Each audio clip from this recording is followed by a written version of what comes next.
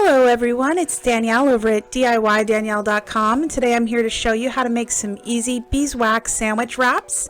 I have done this in two different ways, so I'm going to show you both methods, and you can pick the one you think is the easiest.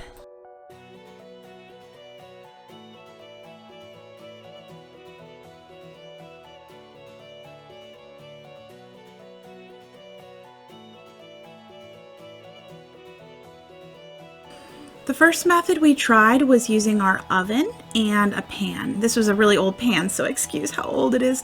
We laid some parchment paper down underneath and some scraps of cotton, and I used pinking shears to finish the edges. I just placed my beeswax on top, placed it in the oven just to heat up, keeping a careful eye on it. And then I went ahead and used a brush just to spread it out once everything was melted, because some of the edges didn't get any on them.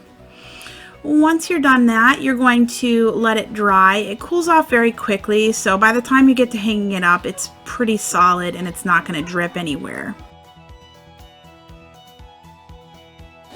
I didn't like the mess of using a pan, so I decided to try a heat gun as well. So I used the same method. I took my stuff outside, however, when I was using the heat gun, put my beads on top, my beeswax beads, and use the heat gun to warm things up. The one thing you have to remember is that if you stay too long in one spot, you'll get some browning because it's sort of burning the fabric, and you don't want that to happen. So I think the best way to do this was to have the beads on top so that you didn't have any dry areas that were getting hit with the heat gun. And that worked pretty well. Now you can certainly stop your project right there. The actual wax of it holds everything in place pretty well around your sandwich. However, if you want to add a string and a button, this is how I did it. I used just a piece of, ribbon or whatever and a button. And I sewed the button and the string on in the same spot.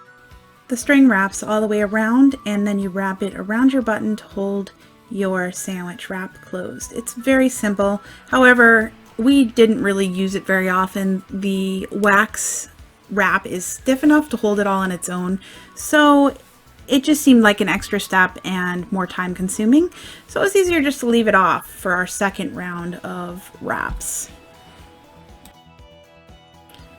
Last but not least, you need to know how to wrap these, and it's very simple.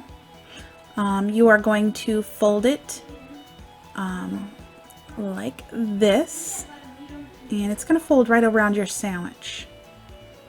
And you fold each side over your sandwich.